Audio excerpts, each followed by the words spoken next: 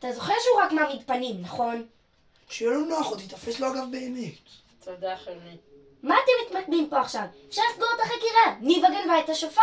שנייה, זה בכלל לא בטוח. יש לנו וידאו שלה מסתלקת מזירת הפשע. וידאו... צריך לתפוס אותה. לא לשבת פה ולשמוע חפירות ארכיאולוגיות. רחמים? יכול להיות הסבר אחר, זה פשוט לא מתחבר. למה שתגנוב את השופר שהיא מצאה? אז לאן הגברת הנכבדת נעלמה? בדיוק כשהשופר נעלם. יש לנו חשודים עם מניע אמיתי, הזדמנות. ניבה, אולי זה שהיא נעלמה זה רק חלק מהתוכנית של הגנב. הלכת רחוק. איך ההיעלמות של ניבה עוזרת לגנב? אולי זו הסחת דעת, אולי היא ראתה משהו. יש 1000 אפשרויות. אולי. אבל מה כן? מי החשוד שלנו? נו. אני לא יודע. נו באמת. יפה, אתם מתקדמים?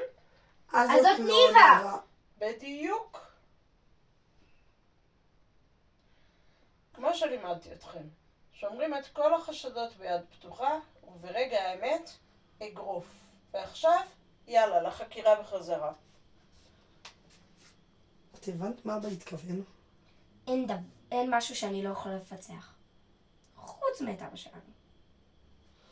אחלה...